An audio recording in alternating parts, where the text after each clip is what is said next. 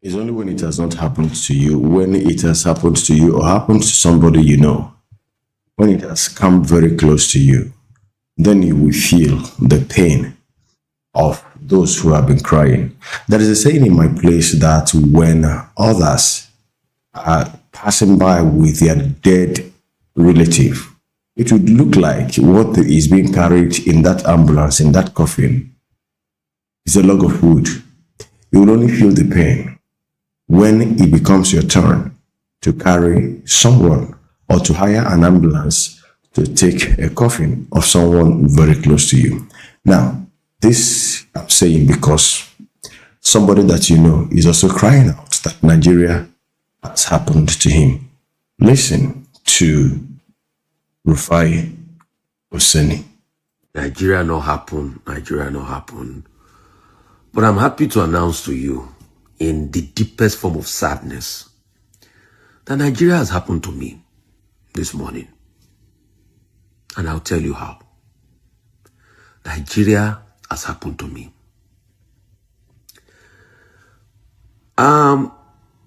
Many weeks ago, a very close, dear elder sister of mine, a former retired court justice in this country, sent me a message about Venerable Archie that had been kidnapped in the north. And she said I should raise awareness. Which I did because, see, my number is out there. I get a lot of calls because I help too many people that I will never meet in my lifetime. Once they send me a message, if it's something within my powers I can do, I do it and I keep it moving. And I started this call for the release of Venerable Archie, which I mentioned. If you go and check through my tapes on television, I mentioned the story of Venerable Archie. But little did I know that Venerable Archie was closer to me more than even the person that sent me a message about Venerable Archie. My friend and my colleague that I work with in Inspiration FM, Azubike Osumile, that leads the station. Little did I know that Venerable Archie is Azubike Osumile's uncle. I was just checking Twitter after I woke up this morning and I saw the message and I reached out to Azubike Osumile. And Azubike Osumile told the story that when Venerable Archie was kidnapped, they even raised a ransom for the bandits. But guess what happened? It was after they paid the ransom that the bandit told them to go and pick up his decomposing body. In my conversation with him, Venerable Archie was killed for his faith, pure and simple. He was a clergyman, he was a man of the cloth. So when the propagandists start, because they want to look good that there's no Christian genocide, you see me, I will tell them the truth. Because you see, any position of influence that I am in life is to be able to help others. That's why, as much as I can, if I open up my emails, I have thousands of emails. If I look for a job, anything I can do, I help people. But if we can't speak about the genocide going on, then it is a sad one. Today, the Osumile clan is in mourning. His village is in mourning. Can I surprise you? Venerable Archie's mother is still alive. She's famously called Ego Ibo. Beautiful woman. She's in her 90s. Nobody till now has been able to tell Venerable Archie's mother that her son is in his 60s, was kidnapped and died. And they killed him. This was after ransom was paid. So, as many people that support the government narrative, no genocide and all of that, what will bring back Venerable Archie's life? Venerable Archie's only offense that is a man of the cloth. Government claims they are doing a lot. When are they even going to bring his wife and his family that are still there because they are still kidnapped. Today we talk about Leah Sharibu. The same person pushing the propaganda that there is no Christian genocide is the same person that propagated the story of Leah Sharibu. And you see how Nigeria crumbles and affects all of us. Today I ask, what are we going to tell Ego Igbo, Venerable Archie's dear mother, that is still alive? The community is distraught, and we call for calm in that community. The ransom was paid, but Venerable Archie has been killed. That's another clergyman killed. And like I did say, I would ensure that this story go viral. It will be on record that I fought while he was alive, and I still spoke up for Venerable Archie while he was dead. Because you see, influence is God's way of telling you impact lives, and that's how I see it. You think the 500,000 over 530,000 followers I have on Instagram, the over, what is it called, 500,000 followers I have on Facebook, that I'm combining both platforms to do this, you think it's for me? It's to be able to raise stories about people like this. I'm just a mouthpiece. I'm supposed to be on break, but I cannot hear about the demise of people like Venerable Archie and the fact that Nigeria happens to me because it hits close to me. I work with Azubi Kilsumili, one of the top journalists for so many years in Inspiration FM, and this is his uncle. The question we should ask this government is, dear Nigeria government, how do you tell Mama Ego Yibo that her son in his 60s was kidnapped and killed in Nigeria? Ego Yibo, the mother of Venerable Archie, is still alive. What do we tell Ego Yibo? What do we tell Ego Yibo? Government of President Tinubu, please answer this question. What do we tell Ego Yibo?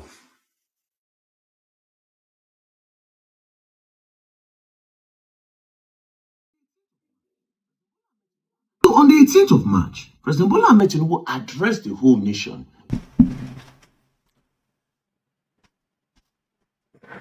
You know, when you don't even know what to say, you don't know what to say.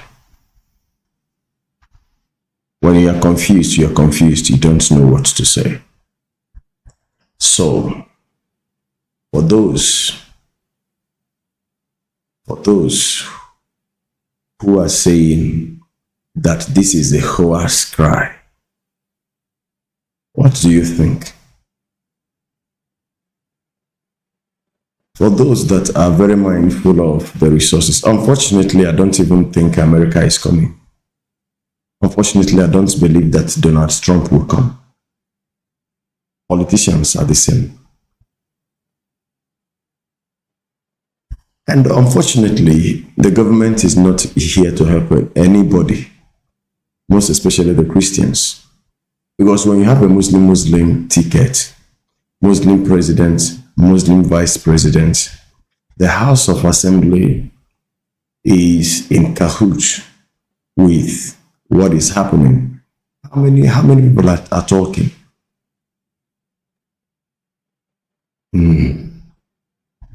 So, now Rufai is saying this. I'm not saying he's saying this because this has happened to him, but now he's saying it because this has happened very closely to him. I know Rufai is not a hypocrite. So he's not talking about this now because this one hits close or closely. But just for you to know that a lot of people, many people are grieving in this form.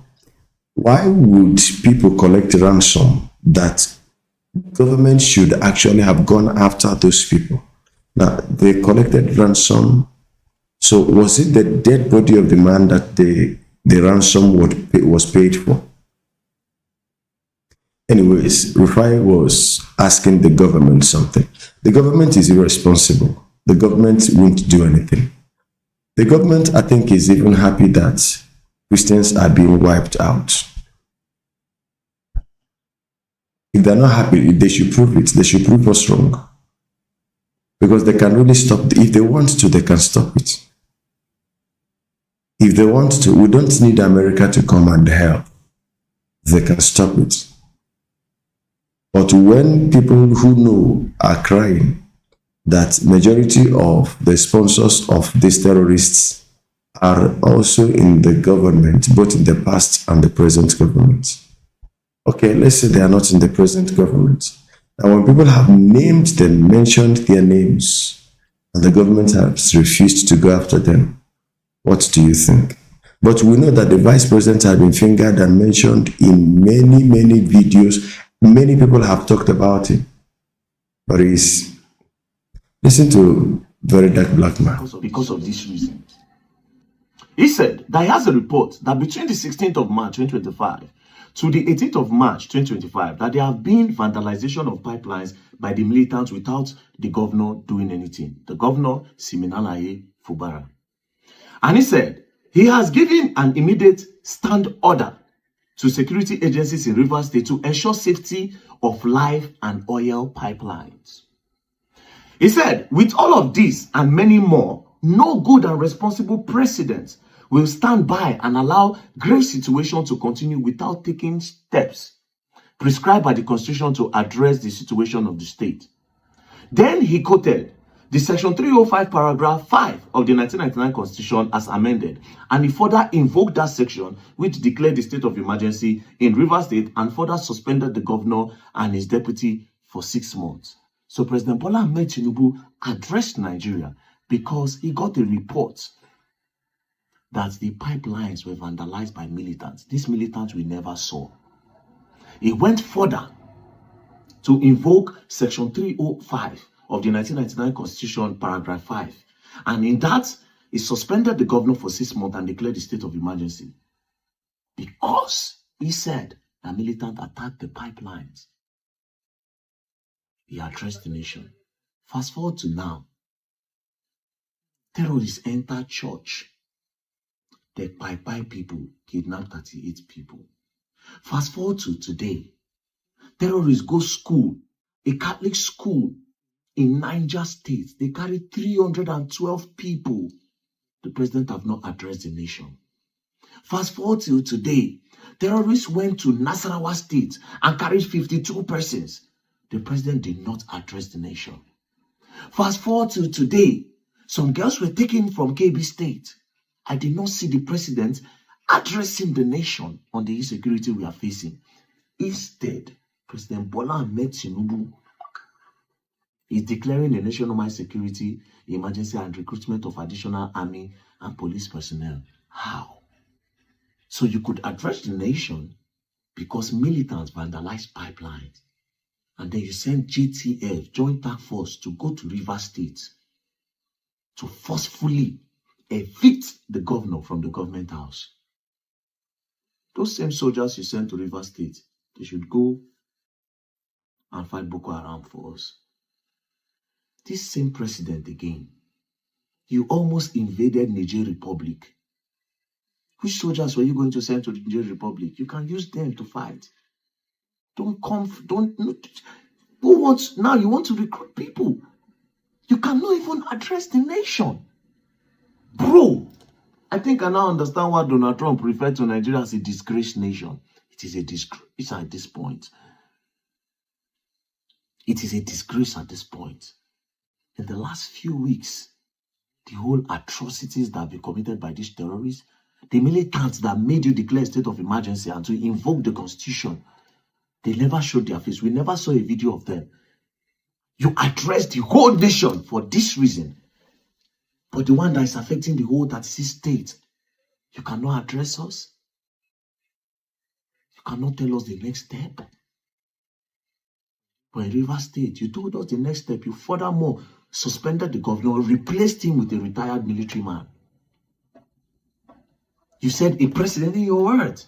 You said the president cannot stand by to watch that happen. But you can stand by to watch these terrorists terrorize us, carry our women, our sisters into the bush, go into our churches and shoot, go into our schools and carry our kids.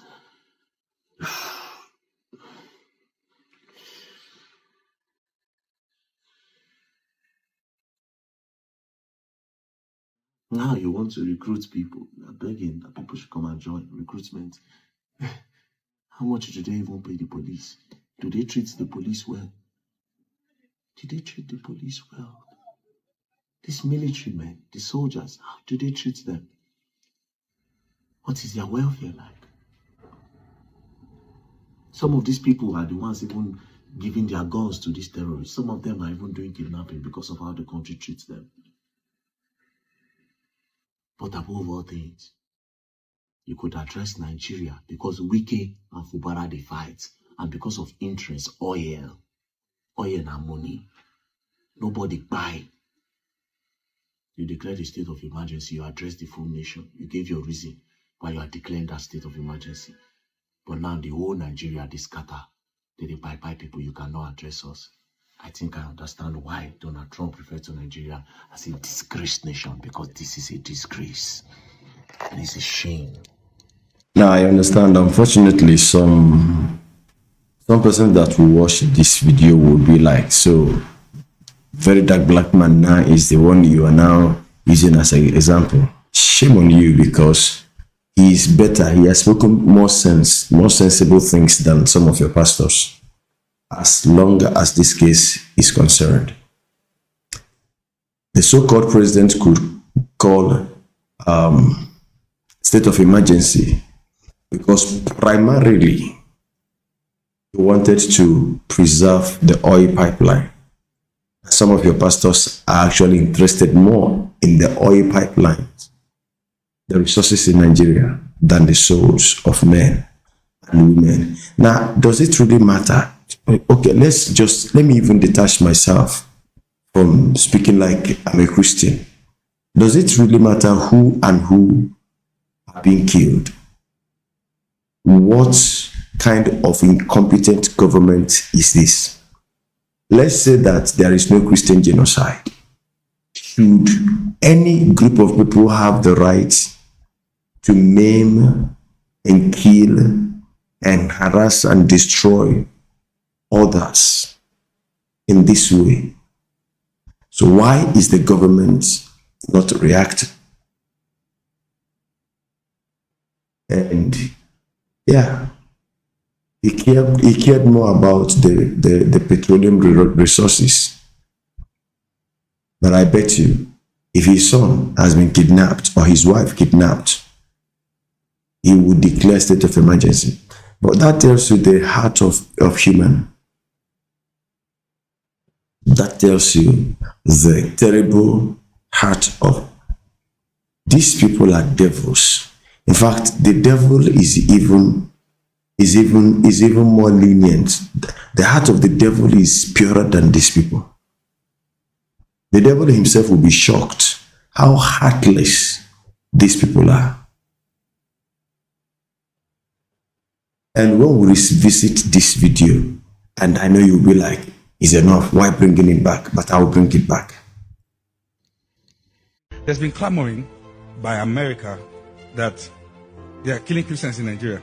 Okay, it is not innocent. It is not innocent. When Goodluck Jonathan was in power, Nigeria needed to buy certain things to use in fighting that battle. The one who blocked us was America. We got machineries from a country, I don't want to mention that country, that was busy and they were having victories in Sambisa, all other places. The one who asked them to be sacked later was America. They are showing interest because they know that will divide the country. Then they can come in. Anywhere they step bonds. Any country that is richer than, in terms of mineral resources, than any country in Africa, it is Venezuela. Anywhere there is wealth, bonds. Be careful so that less they seem to be bringing help, but the idea is to penetrate and keep you bounded. There are countries that once they complain about your country, you are doing something right. They are not happening. It's actually this notion that seems like he is saying Nigeria is doing something right. Well, anyways, the last video I did, some people around me said I should take it easy. But this guy, and Wale Adefarase, and every other pastor that has in one way or the other denied these things. Reno Mokri seems to have gotten what he wants, and his name has been submitted as one of the ambassadorial nominees for this country. God will pay all of you in your own coins. God will visit all of you in the way you will feel what is happening. The defenseless people are crying, but you are busy talking about resources and oil.